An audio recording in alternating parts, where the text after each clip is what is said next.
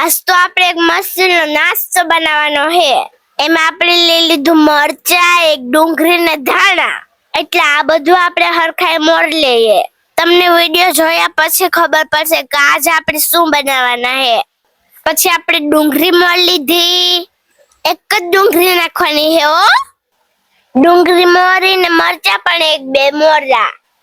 મરચાઈ આપણે 2 કે 3 જ નાખવાના છે.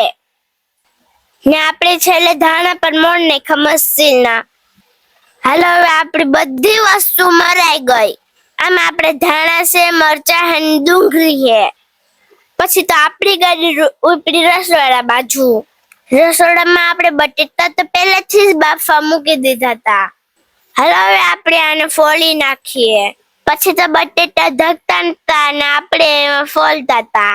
થોડીક વારમાં આપણે બધાય બટેટા ફોલી નાખ્યા હતા. હાલો હવે આપણે ધંધે લાગી જઈએ. બધાની પહેલા આપણે શેરડાનો લોટ લઈ લીધો. પછી એમાં થોડું પાણી નાખ્યું ને પછી ચમચી હલાવ્યું.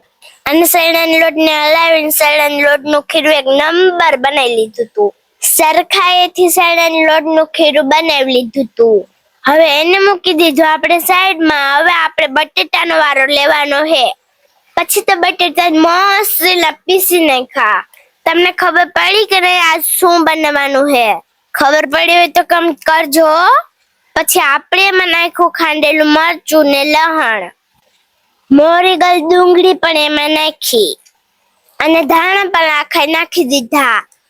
પછી તો આપણે આ બધું મસ્ત મિક્સ કરી નાખ્યું. મસ્ત મિક્સ થઈ ગયું પછી આપણે એમાં થોડીક હળદર નાખી, થોડુંક મીઠું નાખી દીધું, થોડીક ખાંડ નાખી, જીરું પણ નાખી દીધું, વાટેલો મસાલો પણ નાખ્યો ને છેલ્લે આપણી ફેવરેટ ચટણી, 1 ચમચી ચટણી નાખી દીધી હતી.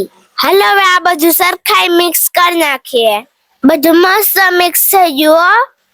પછી આપણે ગોતી લીધી ડાબલામાંથી રોટલી નાસ્તો બનશે વાસ્તો. પછી તો રોટલીના વાસમાંથી કાપીને રોટલીનું પકોડું બનાવવાનું છે. હવે કાપેલી રોટલીમાં આપણે મસાલો ભરવાનો છે. પછી તો આપણે રોટલીમાં મસ્ત મસાલો ભરીને પકોડાની જેમ વારતા ગયા. ઘડીકમાં આપણે બધા પકોડા વાર નાખ્યા હો. પછી તો આપણે ટોપડીમાં તેલ લઈ લીધું ને આપણે ટોપડી મૂકી દીધી ગેસ ઉપર. તેલ ગરમ થતું હતું ને ત્યાં આપણે ચણાના લોટમાં હાજીના ફૂલ નાખી લીધા હતા. પછી આપણું તેલ મસ્ત ગરમ થઈ ગયું એટલે આપણે રોટલીના પકોડા લોટમાં બોરીને એને તરવાનું ચાલુ કરી દીધું. આપણું પકોડું તો મસ્ત ફૂલીને બન્યું હતું. આવા પકોડા તમે કોઈ દી ખાધા કે નહીં કમેન્ટ કરીને કહેજો તો ખરા. પછી આપણે એક એક કરીને આખા પકોડા તળી લીધા હતા. અમારું આ પકોડાનું લુક તમને કેવું લાગ્યું કમેન્ટ કરીને કહેજો તો ખરા. થોડીક વારમાં આપણે બધા પકોડા બનીને કમ્પ્લીટ થઈ ગયા. પકોડા એમ તો મસ્ત બનાતા હોય, શાખીએ પછી ખબર પડે કેવા બનાતા એમ. પછી તો આપણે કાઢી લીધો ફ્રીજમાંથી દહીંનો વાટકો. દહીં ભેગા પકોડાનો ટેસ્ટ કરે ને તો એક નંબર લાગતો તો ભાઈ મસ્ત બનાતો. તો હું પકોડા ખાઈ લઉં ત્યાં તમે વિડીયોને લાઈક કરી દેજો, 2-3 જણાને શેર કરી દેજો અને અમારી ચેનલને સબસ્ક્રાઇબ કરી દેજો. Bye bye, tick tick.